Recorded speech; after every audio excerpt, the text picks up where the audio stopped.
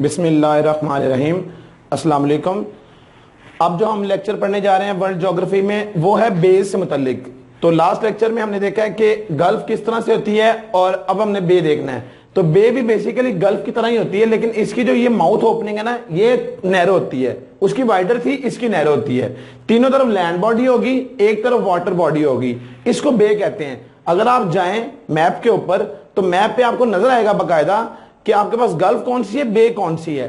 तो अगर हम बे की बात करें, याद करने का तरीका हमारे पास फिर वही है। ये हमारे पास कॉन्टिनेंट भी इसी तरीके से है, 7 कॉन्टिनेंट।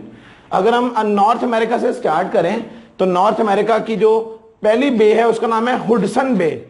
अब ये हुडसन बे जो है ये दुनिया की पहली लार्जेस्ट बे है। एमसीक्यूज। सेकंड, बैफिन बे, ये ग्रीनलैंड के अंदर आती है ये नॉर्थ अमेरिका के अंदर लेकिन ग्रीनलैंड के अंदर है। उसके बाद मोरे बे, ये कैलिफोर्निया के अंदर है। फिर आती है जेम्स बे, ये कनाडा के अंदर है। और उसके बाद आती है बे ऑफ फंडी, ये भी इंपॉर्टेंट है, ये कनाडा के अंदर है। और इससे मतलब एक एमसीक्यूज आता है कि largest tides in the world किस बे में आती हैं, तो वो बे ऑफ फंडी है, ये कनाडा के अंदर है और ये नॉर्थ अमेरिका के अंदर है। इसके बाद अगर हम साउथ अमेरिका की बात करें तो उसके अंदर ऐसा कोई भी बे एग्जिस्ट नहीं करती। इसी तरह अफ्रीका कॉन्टिनेंट के अंदर भी कोई बे एग्जिस्ट नहीं करती। अब हम देखते हैं यूरोप में। यूरोपियन कॉन्टिनेंट के अंदर एक बे है जिसका नाम है बे ऑफ बिस्के।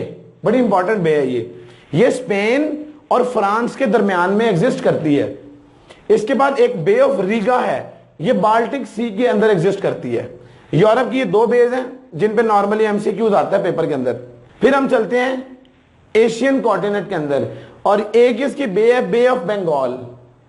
इसकी काफी ज्यादा हिस्ट्री है, आप इसको यहां तक याद रख लें कि बे ऑफ बंगाल एशिया के अंदर एग्जिस्ट करती है। और इसके बाद अगर हम ऑस्ट्रेलिया की बात करें कॉन्टिनेंट की, तो शार्क बे जो कि वेस्ट ऑस्ट्रेलिया वाली साइड पर एग्जिस्ट करती है, एक ही बे है इसकी भी। जैसा कि आप देख रहे हैं कि इस तरीके से एमसीक्यूज याद करना बहुत आसान है। आपके सामने आपका मैप होगा, आपको उस मैप के अकॉर्डिंग जैसे जिस साइड पर कोई बे नहीं है तो आपको पता लग गया इन कॉन्टिनेंट्स के अंदर कोई बे नहीं है, तो आपको एमसीक्यूज में कोई कंफ्यूजन नहीं होगी।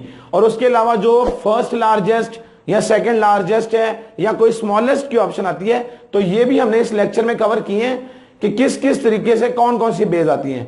तो बे का लेक्चर यहां तक खत्म होता है। आप इस लेक्चर को सुनिएगा और इसको आगे भी शेयर कीजिएगा। And thank you very much for giving your time.